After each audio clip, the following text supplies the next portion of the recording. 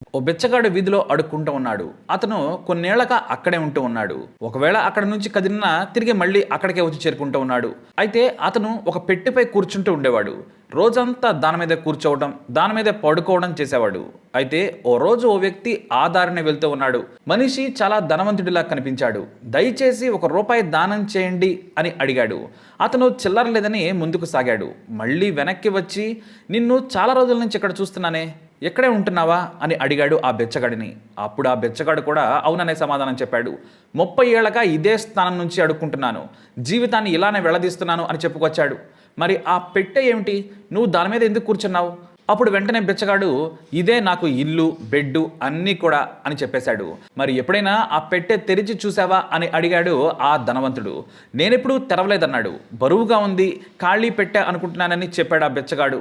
ముందు నేనిచ్చే దాని గురించి ఆలోచించుకు, ముందు ఆ పెట్టెలో ఏముందో చూడు, భవిష్యత్తులో నీకు చేయి చాచే అవసరం రాదు అని చెప్పి వెళ్ళిపోయాడు ఆ పెద్ద మనిషి. ఇక అది విన్న బిచ్చగాడు తల గీక్కుంటూ, మహాజ్ఞానిలా చెబుతున్నాడులే, ఇందులో ఏముంటుంది అని తెరిచి చూశాడు. ఇంకేముంది, అతనికి కళ్ళు నమ్మలేనంత బంగారం అందులో ఉంది. నేను 30 ఏళ్లుగా ఇంత బంగారాన్ని కింద పెట్టుకుని దరిద్రాన్ని అనుభవించానా అంటూ ఆశ్చర్యపోయాడు ఆ బిచ్చగాడు. అవును, ఇక్కడ మనం అర్థం చేసుకోవాల్సింది, మన నిధి మనలోనే ఉంది, మన భవిష్యత్తు మనలోనే ఉంటుంది.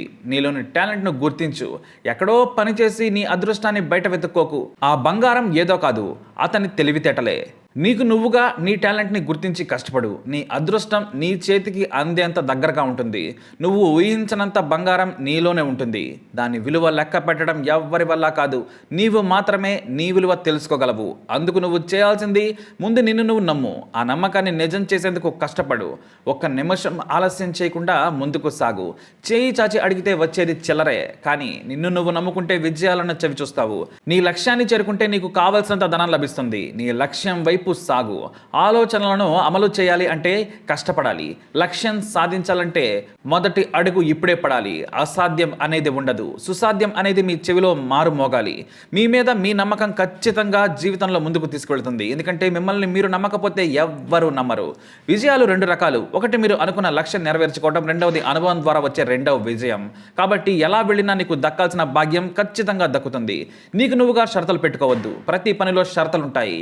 నీ పనికి అడ్డంగా ఉన్నాయని చేయాల్సిన పనిని వాయిదా వేయొద్దు. ముందుకు సాగడమే, కాలం తిరిగి రానిది. ఈ క్షణమే నిన్ను నువ్వు తెలుసుకో.